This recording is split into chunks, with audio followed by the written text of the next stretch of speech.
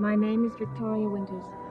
In spite of a coroner's decision, a critical question is still being asked, even in Collingwood. Was a man's death accidental, or was he murdered? A question that continues to occupy the mind of a strange and troubled boy.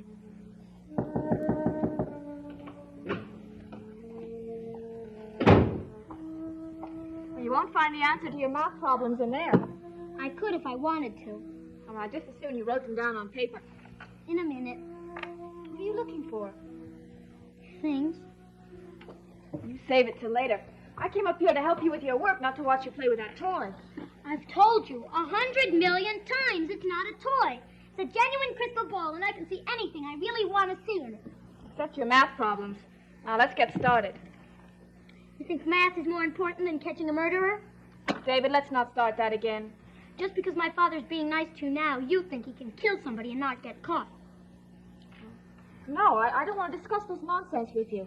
Now, you turn to page 25 and do the first problem. Even if the coroner says that Mr. Malloy wasn't murdered, it doesn't make it true. Well, you're the only one that thinks that. What about Burke Devlin? He knows my father killed Mr. Malloy, and he's going to prove it.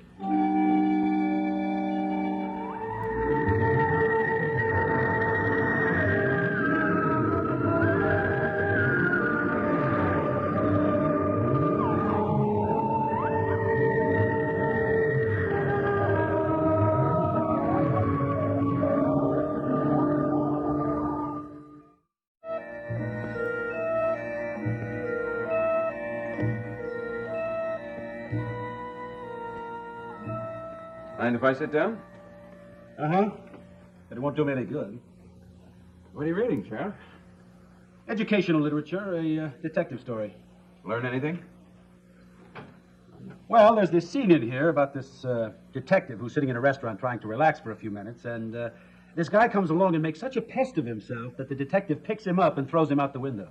You wouldn't be trying to tell me something, would you, Sheriff? What do you want, Burke? Conversation? Rest? I'm a little tired. I took a long walk up to Lookout Point and back this afternoon. What did you go out there for? Sheriff, did you search that area thoroughly? Why? Well, just suppose that someone had something in his pocket. Say, for instance, a fountain pen. And he left his house, he had this fountain pen in his pocket. He was going to a certain meeting. But when he got to the meeting, he found he didn't have the pen. Now, what would be the logical conclusion? Are we playing 20 questions now? It would be that he lost the pen on the way, wouldn't it? Okay, he lost it. Well, what's the point? A fountain pen. A silver filigreed fountain pen lost the night Bill Malloy died. Is that what you went out to Lookout Point to find? Yes. But I didn't find it. Well, so what do you want from me? Did you search that area thoroughly? Yes. And you didn't find the pen? No. Sheriff, this may be important. Look, Burke, I went over every rock and crevice at Lookout Point. All I came up with was a couple of dozen empty beer cans and a few other odds and ends, but no fountain pen. Not even a little yellow crayon.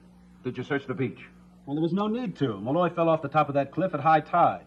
There was no exposed beach that night. But there were heavy rains right afterwards. If it got stuck in a crevice, it could have washed onto the beach. Look, Burke, what do you want from me? I want you to realize that Roger Collins killed Bill Malloy. Is he the man who had this mysterious, filigreed, disappearing fountain pen? Yes. And do you know that he lost it at Lookout Point? No. But it's a possibility. Look, Burke, there was no murder. When are you going to understand that? And I don't want to hear anything more about searches or fountain pens, huh? The case is closed. If there are 48 apples, and in each dozen there's 12, that makes 4 dozen, right? Very good. Now do the next one. I'm tired. What's in there? Some extra problems for you to do when you're finished with those. More problems? What do you think I am, a slave? No, but your math isn't as strong as it could be. Let's see how hard they are. We'll talk about that when you finish the ones in your exercise book. Now, would you pick up my pen? All right. Hey, this is cool. Where'd you get it? I found it. Now, let's see what you can do with that problem.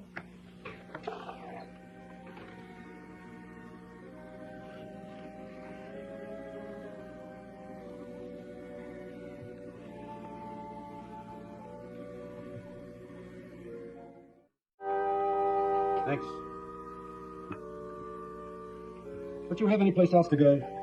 Nope. It's too bad. Sheriff, Roger Collins had that pen in his possession when he left the house. So? But he didn't have it when he got to the meeting. So that means he must have lost it somewhere along the way. Or at his home before he left his house. That's better, thanks.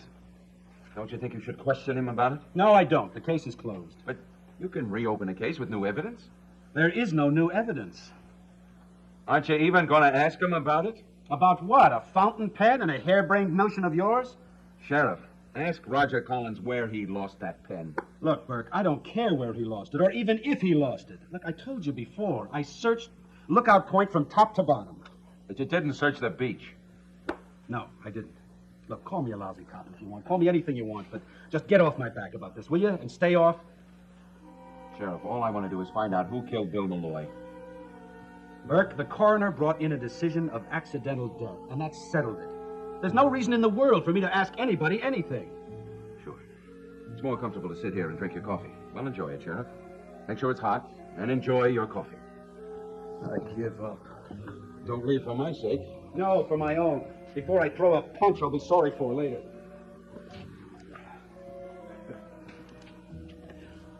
Fountain pens.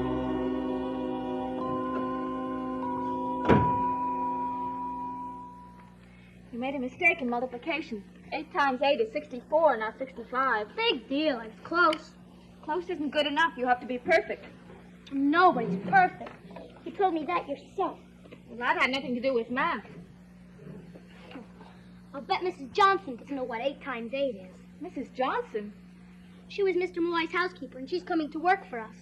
Who told you? I heard my Aunt Elizabeth phone her. You know what else I know? I know what you don't know, and that's math. Now, let's get back to work. Tackle the next problem. I'm going to be a millionaire when I grow up. Well, then you better learn how to add up your money. Next problem. I'm going into a partnership with Burke Devlin, and he and I are going to own half of the world. Which half? You don't believe me, but Burke and I are real good friends, and we'll do it, too. You know what he told me? No, what? He said that he wouldn't hurt anybody that I liked. So you better start getting me to like you. How, by skipping math homework? Yes. No such luck, David. Besides, no one can hurt me, because I've got a fairy godmother. That's kid stuff. Well, how else do you think I could walk along the beach and find a beautiful pen like this? Did you really find it? Of course. I was walking along, just thinking, and I happened to look down, and there it was. So, this is how you do homework, discussing walks along the beach. I was just telling David how I happened to find this pen. Oh, yes, the pen. You mentioned it to me, didn't you? May I see it? Of course. You know, I was wondering if I shouldn't advertise in the local Lost and Found. That's crazy. Someone will take it. It's lovely. Oh, I'd keep it, Vicky. It probably dropped off some passing pleasure boat and washed ashore. Consider it the ocean's gift to you. But we're mine. I wouldn't let anybody take it from me. Oh, I don't think anyone's downstairs. I'd better go answer the phone. Father, Yes, what is it? you're taking Miss Winter's pen. Oh, yeah. I'm sorry. I'd hate to lose my gift from the sea. Yes, of course. Now, back to math. Where were we? We were talking about your pen. I'll tell you all about that after we get through with the last problem. Now, 8 times 8 is what? 64. And 9 times 8? David, what's 9 times 8? 72.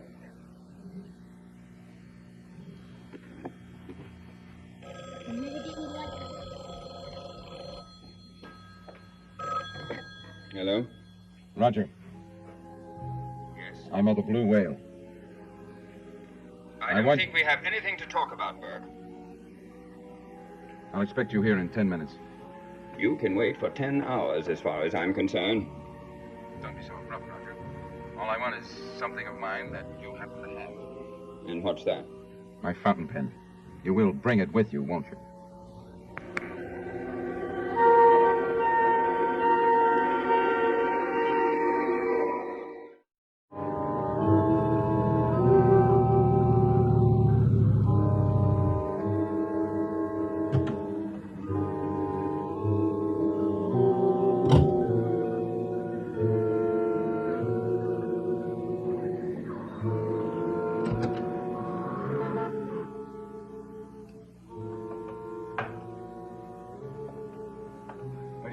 faster than I thought.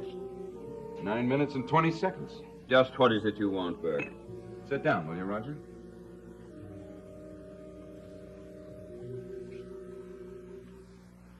I want my pen.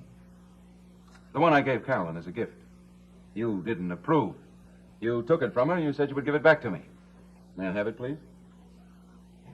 I'm afraid not. Why not? I'm afraid I've lost it. Would you mind telling me where you lost it and when? Oh, Burke, this is nonsense. I'm sorry what happened, but I'll be glad to buy you another pen to replace it. Now, that's the best I can do. I think you can do better than that. What is this? I lost a fountain pen, that's all. It's not a major crime. Suppose I tell you where you lost it. What then? Well, I would say you were clairvoyant. It didn't occur to me until today, Roger. But when I thought of it, I went up to Lookout Point to see if I could find it. Lookout Point? Why, there of all places.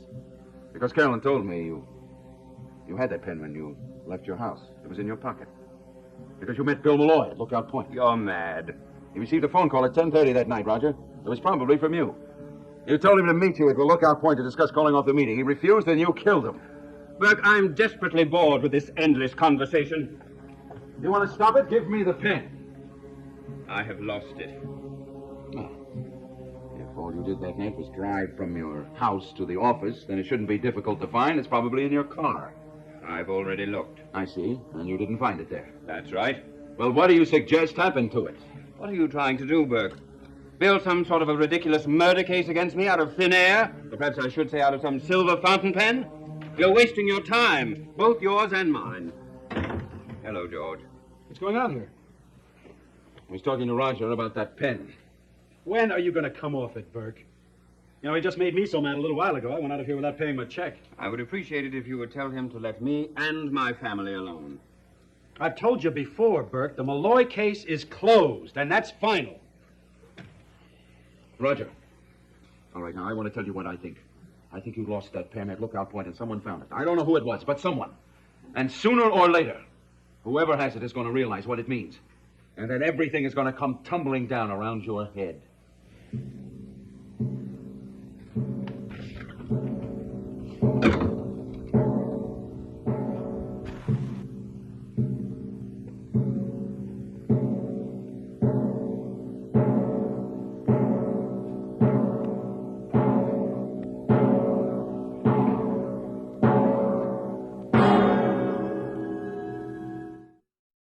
This pen really is a beauty.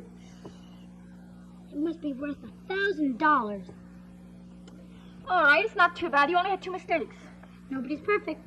We'll go over those 2 tomorrow. Tell me the truth. Did you really find it? Yes, and it's not worth $1,000. 100.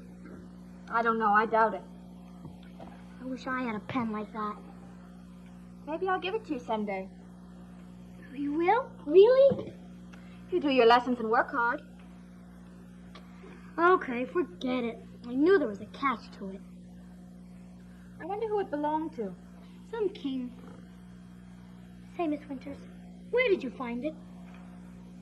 Well, I don't think I should tell you. Why not? You told me it was on a beach.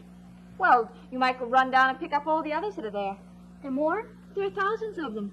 They're scattered all over the beach like silver dust. Big ones, giant ones, tiny ones, fat ones, thin ones, all sizes and shapes. But I'm serious. Well, I'll tell you how to find it. Look in your crystal ball. You don't think I can? Vicky, are you through with David's lessons? Yes, Would you come down to the drawing room? I want to talk with you for a moment. of course.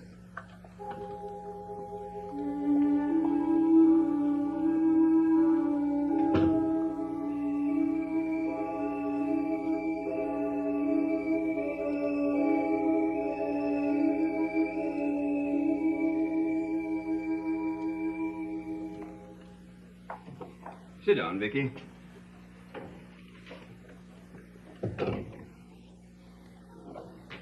Now, Vicky, I'm going to come right to the point. You remember our conversation we had one time shortly ago about your leaving Collingwood? To work for your friends in Florida. Yes, that's right. I thought it would come as a welcome change for you. And I said that I didn't want to leave. Well, but I know, but since then we've become much more friendly, and I have become proportionately concerned for your welfare. I still haven't changed my mind. That phone call a minute ago, it was from Burke Devlin. He asked me to meet him in town, and I did. What's that got to do with my leaving? He has made another threat against us. Burke's quarrel is with you and your sister, not with me. But, Vicky, don't you understand? You live here with us. That's all that matters to Burke. How can he hurt me? I don't own anything here. How can you be so stubborn? Look, Vicky. I think my sister was wrong in persuading you to stay on here. I don't want to seem ungrateful, Roger, but Listen to me. Just leave. If it'll help, I'll give you $2,000 or $3,000 to make up for all that you've gone through. Winters! I know the answer. I know it. David, this is a private conversation. But this is important. It'll have to wait. It doesn't matter. I do appreciate your offer, but I'm going to stay. You won't change your mind. I don't think so.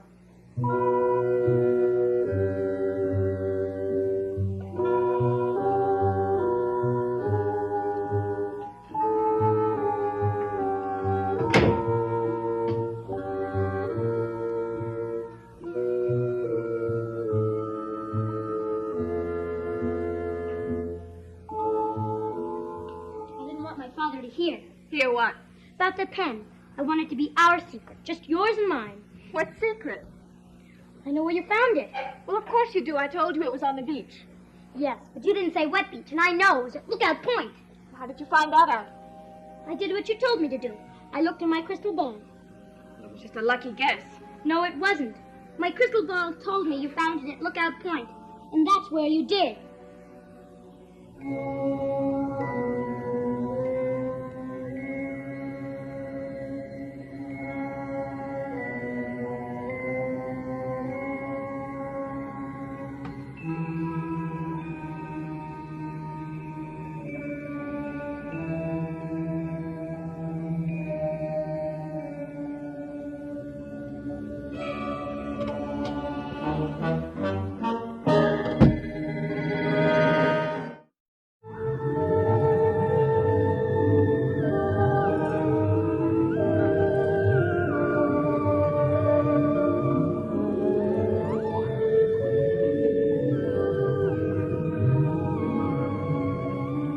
Laugh with newlyweds Julie and Dave on Love on a Rooftop, in color tonight at 9:30, 8:30 Central Time on ABC.